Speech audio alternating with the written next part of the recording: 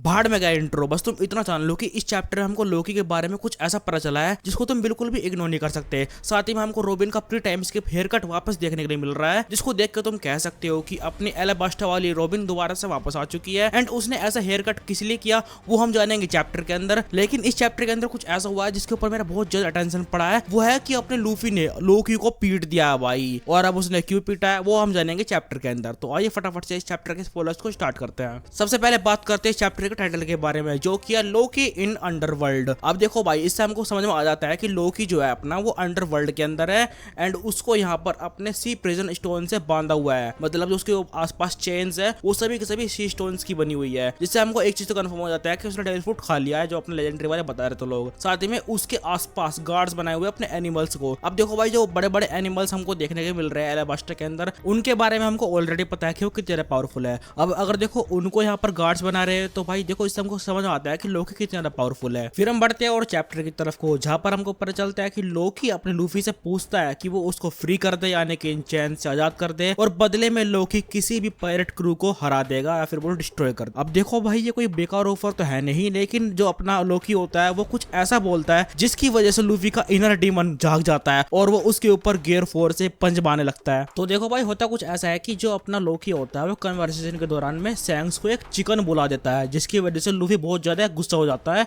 And वो उसके ऊपर गियर 4 से अटैक करने के लिए चलता है। लेकिन देखो भाई, जो यहाँ पर लोकी होता है ना, वो उसको जानबूझकर भड़का रहा था, तो वो उसको रुकने के लिए बोलता है और बोलता है कि भाई ये सिर्फ जोक था। मतलब कि एक तरह से जो लोकी है वो बेचारा डर गया। एंड साथ ही में हमको पता चलता है कि अपनी वर्ल्ड गवर्नमेंट ने लोकी के ऊपर पूरी 2.6 बिलियन बैरीज की यहाँ पर बाउंटी रखी हुई है, वो भी स्पेशल वाली। तो भाई इससे हमको पता चल रहा है कि जो लोकी है वो कोई यहाँ पर आम बंदा नहीं है, बल्कि खतरनाक बंदा है जिससे वर्ल्ड गवर्नमेंट ही पीछे पड़ी हुई है। अब देखो भाई, यहाँ पर अपने लोकी ने अभी सैंक्स का यहाँ पर जिक्र करा था, तो भाई लूफी क्यूरियस हो जाता है और उससे पूछता है कि भाई यहाँ पर मेरे को एक्सप्लेनेशन दे, तू उसको जानता कैसे है। अब देखो भाई, लोकी यहाँ पर चल रहा है अपनी चाल, तो वो उसको नहीं बताता और बोलता है कि तू पहले मेरे को यहाँ से फ्री कर, तब दूंगा मैं तेरे को एक्सप्लेनेशन।